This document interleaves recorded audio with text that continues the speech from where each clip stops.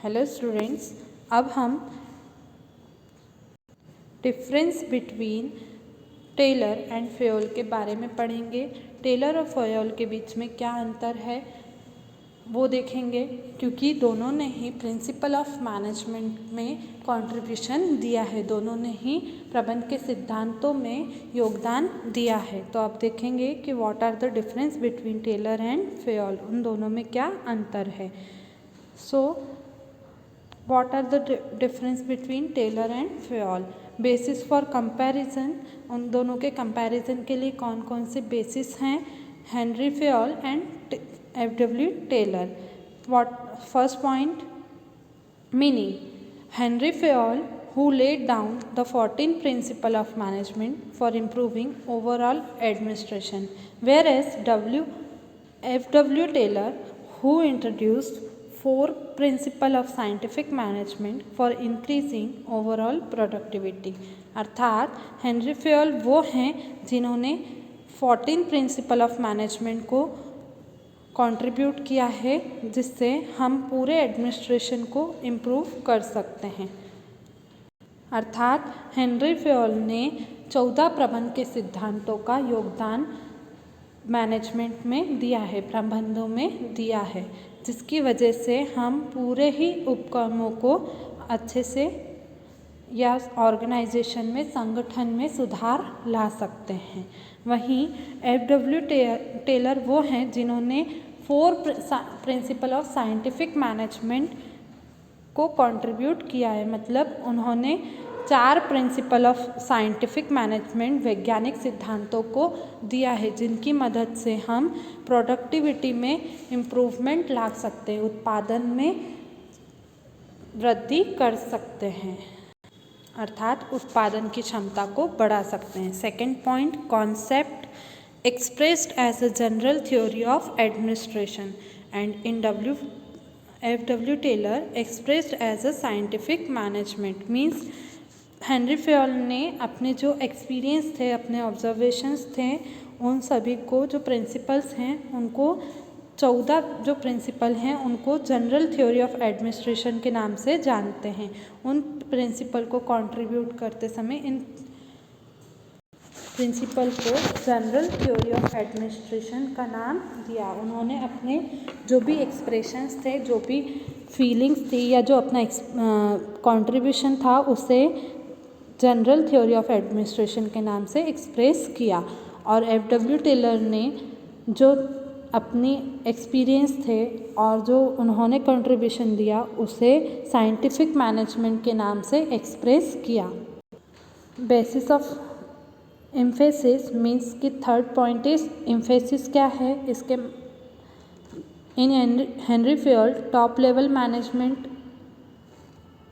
Emphasis means इस पर जो है उच्च स्तर के जो मैनेजमेंट होते हैं, प्रबंधक होते हैं, उन पर उनको एम्फेसिस करना होता है, उनको लागू करना होता है। और F.W. टेलर में लोअर लेवल के जो मैनेजमेंट है उन पर लागू करना होता है।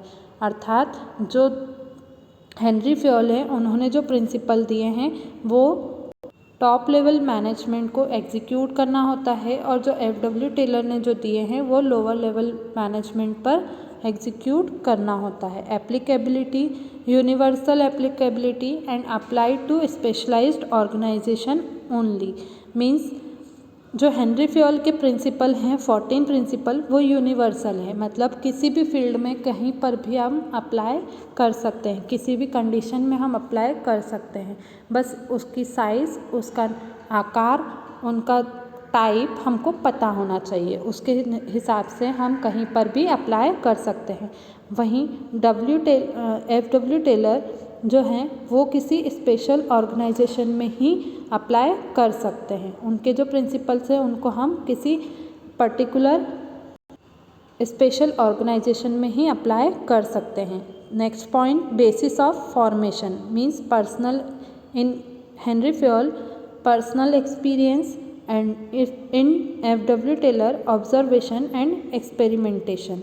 मीन्स हेनरी फेयोल ने इन 14 प्रिंसिपल्स का कंट्रीब्यूशन अपने पर्सनल एक्सपीरियंस से किया, मतलब उन्होंने खुद एक्सपेरिमेंट किए, खुद ही अनुभव किया, इसके बाद उन्होंने इस पर बदलाव लाए हैं। और एफ.डब्ल्यू. टेलर ने कुछ चीज़ें एक्सपेरिमेंट की और कुछ चीज़ें उन्होंने खुद ऑब्जर्व की और इसके बाद में इस पर वर्क किया और फिर उन्होंने कंट्रीब्यूशन किया है। Next point, orientation. It is for managerial function and it is for production and engineering. अर्थात हेनरी फेयोल के जो 14 प्रिंसिपल्स हैं उन्हें मैनेजरियल फंक्शंस के लिए यूज़ किया जाता है। वहीं एफ.डब्ल्यू. टेलर के जो 4 प्रिंसिपल्स हैं उनको प्रोडक्शन में और इंजीनियरिंग में यूज़ किया जाता है। नेक्स्ट पॉइंट देखते हैं, that is system of wages payment. Henri Fayol में sharing of profit with managers means in F W. Taylor differential payment system means Henry Fayol में जो प्रॉफिट होता है मैनेजर्स के बीच में डिवाइड किया जाता है। वहीं एफ.डब्ल्यू. टेलर में वेजेस वर्कर्स के वर्किंग के हिसाब से और उनकी पोजीशन के हिसाब से दी जाती है। Next point, that is approaches.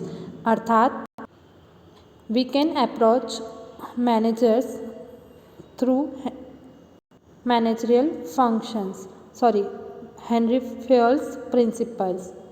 अर्थात हम हेनरी फेयोल के 14 प्रिंसिपल्स के माध्यम से मैनेजर्स को हेल्प कर सकते हैं और मैनेजर्स अपने गोल को अचीव कर सकते हैं, अप्रोच कर सकते हैं। वहीं डब्ल्यू. टेलर के प्रिंसिपल्स से इंजीनियर्स अप्रोच कर सकते हैं, मीन्स इंजीनियर्स अपने गोल को अचीव कर सकते हैं। Father of management, Henry Fayol is called as father of modern management and F W. Taylor is called as father of scientific management.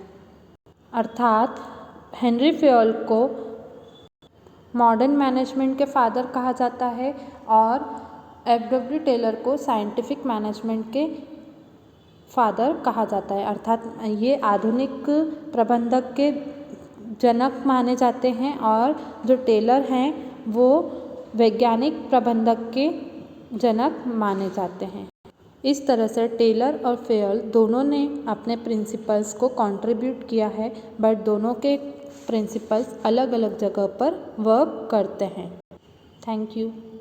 I hope you will understand very well. आप सभी को अच्छे से समझ में आ गया होगा। Thank you.